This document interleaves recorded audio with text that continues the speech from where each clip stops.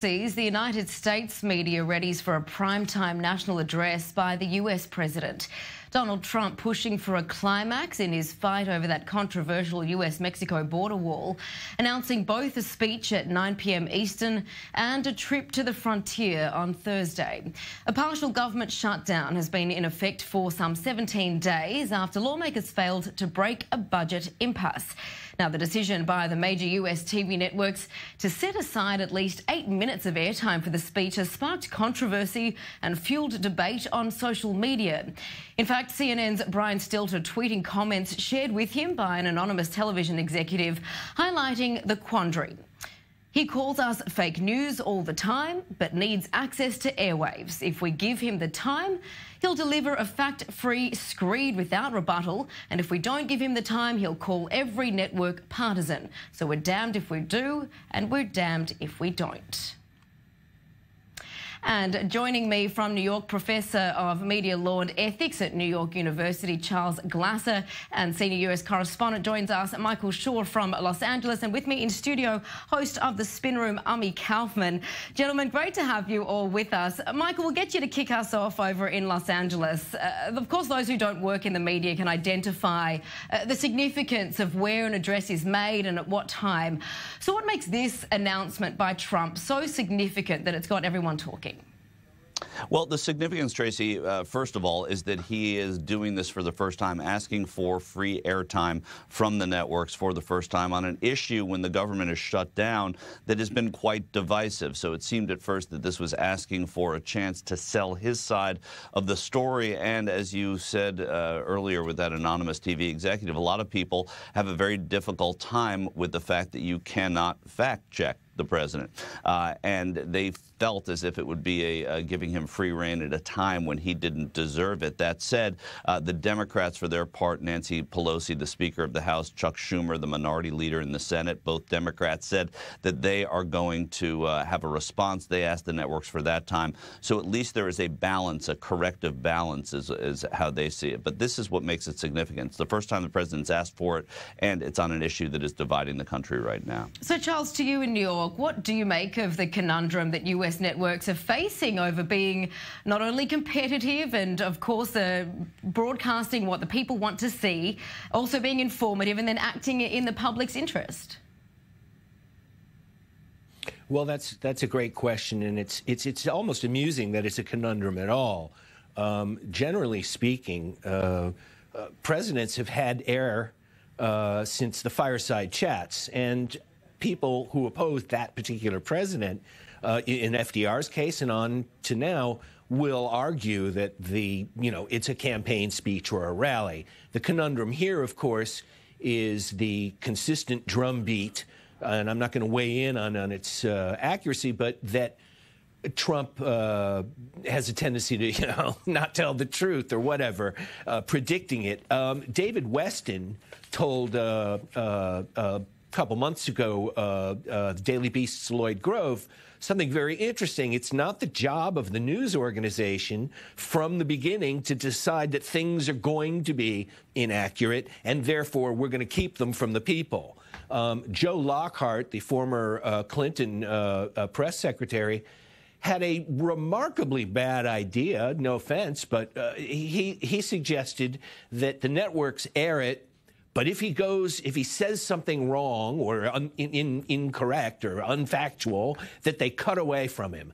That doesn't make sense. And finally, one of the more practical questions was one professor noted quite accurately that Trump has been good money for all of these networks. Let's face it. I think Zucker said that it's the greatest thing that's happened to CNN ever, and I think there are a lot of people who agree with us on that. Right. I think they at the end of the day, grown-ups came to the right decision. The idea of equal time or some sort of response makes complete sense to me. If the president goes off the rails, which, a lot of people assume he's going to, then we, the media, the journalists, have the opportunity to fact check and rebut and to say, well, wait a minute, he said X, but the reality is Y. But censoring the president of the United States, it's not about Trump. It's about the office. And our duty is, I think, to report on what is said and done, whether we agree with it or not. All right, I want to move into studio and get the perspective, because, of course, something quite similar is happening here. At least it did overnight. In Israel, with Benjamin Netanyahu, who's facing some similar trials and tribulations, at least when it comes to law enforcement trying to dodge investigators, and that's what we're seeing here with Benjamin Netanyahu and in a campaign season. How would you say that at least it's working out for Netanyahu playing that similar game here? Well, you brought up the issue of timing. I'm really glad that you brought that up, because you can really compare both of these leaders that are in a very serious, with their backs against the wall. The pressure is on. In the United States, Donald Trump is facing the shutdown, of course, where hundreds of thousands of federal workers this week might not receive their paychecks. He has to act. He has to take control of the narrative. Benjamin Netanyahu wants to do the same. What happened with him, also a very important development, when the Attorney General just last week went with former Attorney Generals and former Supreme Court judges. They told him, it's okay for you, Mr. Attorney General, to decide about whether to indict the Prime Minister before the election. Netanyahu said, I have to make a decision. In his mind, of course, that's what I think he said. I have to take control of the narrative. I have to go and play my game, take control of the discussion. That's what I think both of these people are doing right now. So who's then winning, at least in Israel, when it comes to the war between Netanyahu and the media? Of course, we saw Channel 10 dropping that feed in the middle of the broadcast. And then Netanyahu, the numbers, as Charles referred to, speak for themselves. Right now, you can say that Netanyahu won. He keeps on winning. But, the reporter that was in Eli Hochenberg's report, Tal Schneider, said that he might not be able to use that trick again. You cry wolf once, they might not want to come back again. But right now, the ratings, over 45% wanted to see this man speak. Those are amazing, amazing numbers. I think he kind of won last night, besides a lot of people on the left, maybe, feeling that they were duped. And, of course, Michael, back to you in Los Angeles. The media has a balance here in terms of wanting those ratings and then delivering what is in the public's interest, and, of course, fact-checking and ethics there. So, Michael, when it comes to the media war, the war, rather, between media and Trump, who's winning? Well, it's hard to say. He's the president. The president's usually going to win that. And it's not so cut and dried either, because when you look at the media ratings wars, one of the reasons that the broadcast networks are often reluctant to air a presidential announcement or report or speech such as this is that they have their own primetime programming for which they've been paid big advertising dollars that they want to air as well. Of course, that's waning a bit in this new age of streaming and a different way of watching television.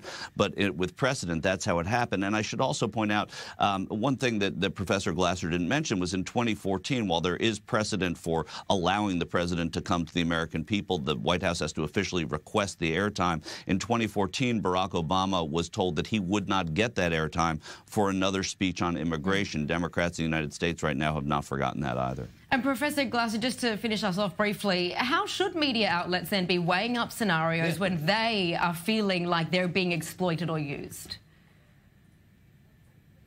Well, there are a couple things to unpack there very briefly. It's absolutely correct that President Obama was denied access. I think that was a mistake, personally.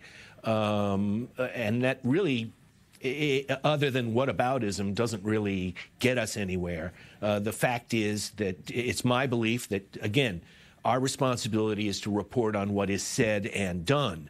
Ironically, the media has backed themselves into this in a way, because every ridiculous tweet, every over-the-top insane comment that has come out of, his 50 caliber Twitter gun has been, the news of the day. And suddenly they being a fair number of people in the mainstream media, don't like the idea of giving him a platform. And that just can't be right. And I think that that the answer is pretty much where we're coming to. Give Pelosi and Schumer an opportunity to knock down what they believe are the arguments. Let readers and viewers decide. And the idea of censoring a president on an issue that nobody. I mean, this is central to the shutdown. This is not. Let's paint the mailboxes blue. right? Sure. This is a real issue, and I don't think anybody can deny that the possibility, as the New York Times' Mike Tackett pointed out very well yesterday, that he may declare an emergency.